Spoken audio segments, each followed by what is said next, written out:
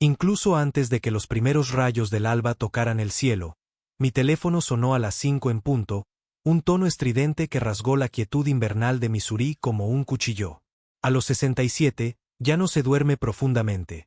El sueño llega a ratos, y yo ya estaba despierta en mi vieja mecedora, que mi difunto esposo había reparado durante nuestro primer año en estas tierras, mientras afuera el viento azotaba los campos. Cuando vi el nombre de mi nieto Caleb en la pantalla, se me encogió el corazón, porque nunca llamaba a esta hora. Su voz era temblorosa, apenas un susurro: «Abuela, por favor, escúchame. No puedes ponerte el abrigo amarillo hoy». La frase no tenía sentido. Mi abrigo color mostaza había estado colgado en el mismo sitio cada invierno durante años, cálido y bien visible para quienes caminaban hacia el autobús.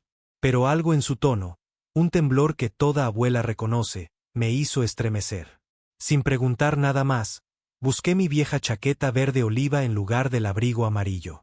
3 horas después, de camino a la parada del autobús, se palpaba una extraña tensión en el ambiente.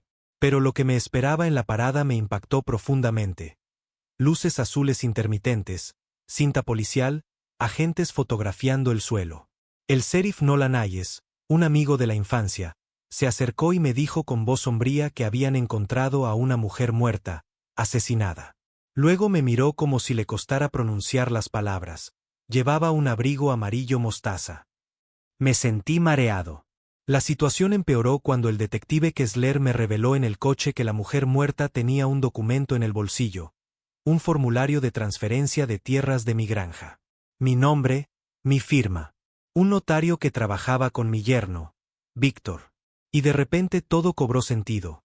Víctor, que siempre había intentado colarme documentos rutinarios, la inquietud que había ignorado repetidamente. Cuando el detective Kessler y 2 agentes llegaron a mi casa más tarde, los papeles demostraron que mis tierras habían sido transferidas en secreto a mi hija, Lynn, y a Víctor. Un instante después, Lynn irrumpió furiosa, seguida de Víctor y un abogado que intentó silenciarme de inmediato. Pero esta vez no me dejé intimidar. Declaré claramente que jamás había firmado tal documento. Mientras la policía se los llevaba, comprendí que Víctor no solo intentaba robarme mis tierras, sino que era peligroso. De repente, la llamada de Caleb cobró un sentido escalofriante. Horas más tarde, sola en casa, recibí un mensaje de un número desconocido. Abuela, lo siento. No sabía lo que planeaban. Por favor, encuéntrame a medianoche en la cantera de Clearwater. Ven sola. Conduje hasta allí, a pesar de las advertencias, acompañada únicamente por una linterna y mi miedo. En un cobertizo medio derrumbado, encontré a Caleb, temblando, y me confesó que la mujer fallecida, Grace, no había sido amiga mía, sino una empleada del registro de la propiedad que había estado recopilando información sobre mis tierras para Víctor. Lo había manipulado para que consiguiera archivos. Pero Caleb la había visto después reuniéndose en secreto con Víctor. Grace me había robado el abrigo amarillo para atraerme a una cita en la parada del autobús, una trampa de la que no podía escapar. Entonces oímos pasos. Víctor entró en el cobertizo con 2 hombres, seguidos por el ayudante Carl H., un policía que hacía tiempo que se había vuelto en su contra. Víctor exigió las pruebas que Grace había dejado. Cuando amenazó con hacernos desaparecer a ambos, levanté tranquilamente mi teléfono. La grabación había estado funcionando desde mi llegada y ya estaba respaldada en la nube. Pero Víctor se rió y dijo que todo estaba borrado. Todos los testigos eliminados, las huellas borradas. En ese momento, Caleb me puso en la mano una pequeña caja metálica.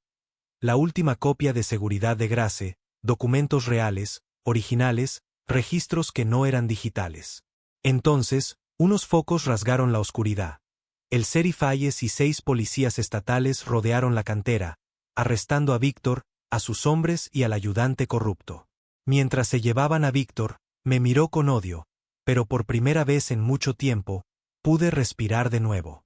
Los días siguientes se fundieron entre interrogatorios, recopilación de pruebas y horas de conversaciones con los investigadores. La caja metálica resultó ser la pieza central de una gigantesca trama de fraude. Transferencias de tierras falsificadas, notarios comprados, tasaciones manipuladas y la expropiación sistemática de ancianos propietarios en todo Missouri. Grace, cuyo verdadero nombre era Rebecca, había estado profundamente involucrada, pero había empezado a traicionar a Víctor, impulsada por la culpa que sentía por sus propios abuelos, quienes también habían sido víctimas. Gracias a las pruebas, la red de Víctor quedó al descubierto, se reabrieron varias muertes y se inició una investigación estatal. Víctor fue puesto en prisión preventiva sin derecho a fianza. Lynn, atónita ante la verdad, solicitó el divorcio y pidió perdón. Poco a poco, con cautela, volvimos a estar juntos. Caleb luchaba contra la culpa, pero yo le repetía que uno solo sigue siendo culpable si ignora la verdad. Semanas después, con la llegada de la primavera y el reverdecer de mis tierras, Caleb y yo nos sentamos en el porche. Los campos susurraban con el viento y mi corazón estaba apesadumbrado, pero sanando. Caleb preguntó en voz baja si casi lo habíamos perdido todo. Le dije que no habríamos ganado casi nada si no hubiéramos luchado. Y cuando le expliqué que la verdadera fuerza no proviene de la juventud, la riqueza ni el poder, sino de la experiencia, el instinto y la valentía, sonrió de verdad por primera vez en mucho tiempo. Las estrellas aparecieron en el cielo, mi país estaba a salvo y supe que me lo había ganado a pulso, no porque nunca hubiera caído, sino porque siempre me había levantado.